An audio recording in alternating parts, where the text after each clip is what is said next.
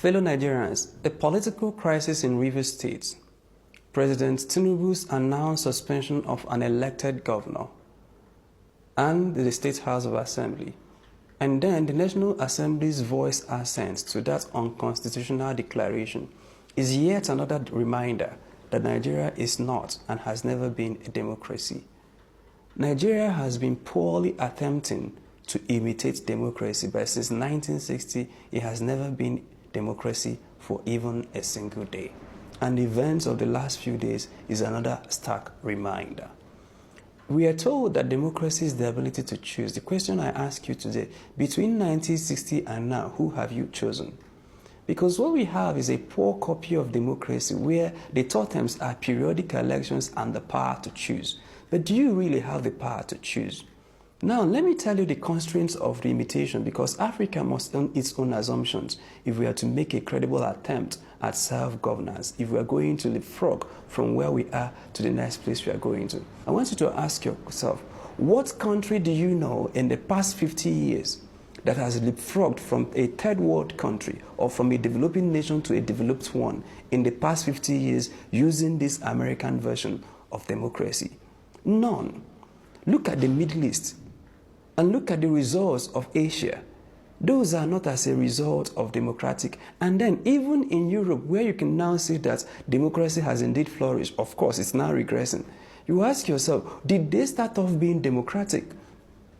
If you read Wars, Guns and Votes, the seminal work by Paul Collier, he profiled a number of research cases where they have determined that for democracy to work for any country, that those countries must meet basic thresholds. Two out of those thresholds, number one is education, that your population must be educated to a certain degree. So you're talking about literacy rates. We don't have it here in many African states. And if you don't have those literacy rates, your democracy will begin to work against you, because you tell people that they have powers to choose, but people who are not mentally emancipated yet cannot choose properly. The second is the buying power of the citizens. If people don't have their economic liberation, political liberation is not going to mean so much. So look at the development model of Europe, for instance. They used monarchical system to build a society. And as they were doing those monarchies, the society got to a place where the people were both literate and they have resources, and they revolted and pulled down those monarchies. And that's what you're beginning to see in Southeast Asia and Middle East today. The Middle East is developing at an unprecedented rate. Qatar, Oman, Saudi Arabia, UAE, that these were once desert nations. And you saw, because what we have is democracy, and democracy does not allow you, in our own case, to build consensus on major national or developmental issues. Yes, between 1960 and now, no democratically elected National Assembly has been able to make a fundamental alteration to Nigeria's constitution. No democratically elected administration has changed even one bit of structure of the nation. All the structural changes in Nigeria, both the creation of 19 states, creation of 30 states, creation of 36 states, even the 1999 constitution, all of those are products of military dictatorship. Why is that? Because in dictatorships, it's easier to form consensus. And that's the consensus you see that helps to move Asia forward. That's the consensus you see that helps to move Middle East forward. We don't have that consensus in our own system. So we are unable to, in 60 years, mobilize consensus on key developmental trajectories of the nation. Yet, power is centered around one man. The fundamental promise of democracy is that power is distributed. But you and I know that anytime you have a president in Nigeria, that the constitution begins to smell like a president. So if you have a Tinubu in office, although the arrangement is supposed to be distributed powers, that those different nodes of power distributions still submit that power to the president. And that's why you see a National Assembly that is functioning an operational extension of the presidency. So, if you have that, what you call democracy does not allow you to mobilize consensus on key national issues, yet they submit political power in the case of one person that they are able to act unconstitutionally, that we waste money every 4 years conducting what we are told are periodic elections, in which the citizens are told that they are allowed to choose, yet they are not allowed to make any choice. Why then are we deceiving ourselves running this unworkable system? We don't have the promise of democracy. We don't have educated population to make it work. We don't have the literacy rates to make it work. We don't have the buying power of the citizens to make it work. And the only thing that can help us leapfrog is when we unduly take away this chariot to design our own unique systems. Our culture is centered around one strong man. But then we have a strong man who is at liberty to spend our money the way he wants, who is at liberty to steal the way he wants, but he is not at liberty to make structural changes. So he can suspend the governor, of course, unconstitutionally. He can steal elections. He can compromise judicial systems. So if these systems are supposed to share powers with the president, yet all of them submit their powers to the president, how come then do you now say that you're practicing democracy, where you have members of National Assembly that has not from 1960 to date significantly altered the Constitution of the Federal Republic? Here they do constitutional amendment, they patch it up at the seams. But again, I remind you, no civilian administration has done any major structural change in Nigeria. Why then do we keep this democracy? What is the utility of Nigeria's poor attempts at democracy? We look around and see what our neighbors are doing. You see, for example, what is happening in Burkina Faso. They are able to make the progresses they are making in such a short time because the laws are concentrated, the powers are concentrated. So yes, I know when people talk about dictatorship, they say, what if? Yes, every dictatorship wears the character of the dictator. Every monarchy wears the character of the monarch. Every governance structure wears the character of the arrowhead. But then you see that helps to aggregate and make for quick decision making. So if the person wants to be good, he becomes really good in such a short time and then can produce results. If the person is also bad, you will feel it.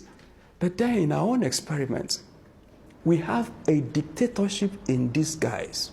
It grants them autonomy to spend their money the way they want. But then on important national issues, it limits them. And that's why we have debated restructuring for ages. It's not happening. Not one civilian president has created even one local government. And the major issues we have agreed in Nigeria are those structural issues. And our pretense at democracy, if we run it again for another 100 years, will not allow us to really solve those structural issues. Yes, you might build one bridge here, you might do constitutional amendments here, but you can't really affect the nation in a fundamental way. The point is to remind us, to ask us, why are we paying so heavily to have a National Assembly that is not working? Why are we spending so heavily to conduct periodic elections where we are told we are supposed to choose, yet we are not making any choice? Have we not seen the progress of Saudi Arabia, the progress of the Middle East in the past 50 years? Have we not also seen the progress of Asia in the past 50 years? Name one country that achieved the kind of progress we want to achieve using the kind of systems we have imposed on ourselves. And we have unquestioned that system for years. That system is not producing results. Dear brothers and sisters, it's time to rethink democracy in Africa. It's time to redesign and own our own unique governance structures. And when we run our governance, it's a pretense to assume that Africa's history started from 1900. No, we had unique governance systems before the invasion of the West, and it was working. Yeah, we may have to tinker a little bit, panel bit a little bit here and there, but we have to own our unique systems that understand the language, the culture. Because democracy imposes on you some form of responsibilities, but our citizens are unable to live up to those responsibilities. Democracy assumes that when you distribute powers within different power nodes, that those people who have distributed powers will use it. In our own case, we have seen that the lawmakers agree and willingly give the president their powers, and yet they receive payments from us. Our judges, Supreme Court judges, willingly give their powers to politicians, and we still retain them. So why do we keep producing this system that is expensive, that we can't form consensus, yet it has not delivered on any of the promises of democracy?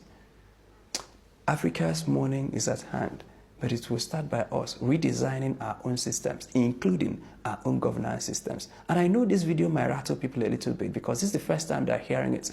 Because from primary school, they've been drumming it into your ears, democracy is the best form of government. I've now provided you materials that will help you to come out of that cocoon.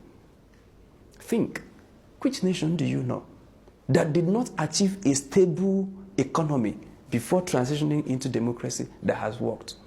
Now you say America. America is a unique exception.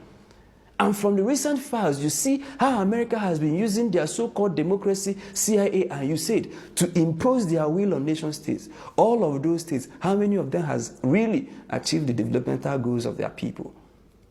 We have to design our governance structures, and we have to run what is unique to us and what will help us grow. Now, when we use systems that can help us grow, when we have gotten to that level, for instance, the monarchical system in the Middle East is unsustainable. But at least it's delivering results. In the next 50 years, the people will challenge those results, topple those systems and plan democracy. And it will work because they now have baseline education and they now have the baseline finances. Today, we don't have baseline education, we don't have baseline finances. And you're telling me that you have given me the power to choose. That choice, according to Paul Collier, will never work even if you try it for another 200 years. Thank you so very much. My name is Chima Christian.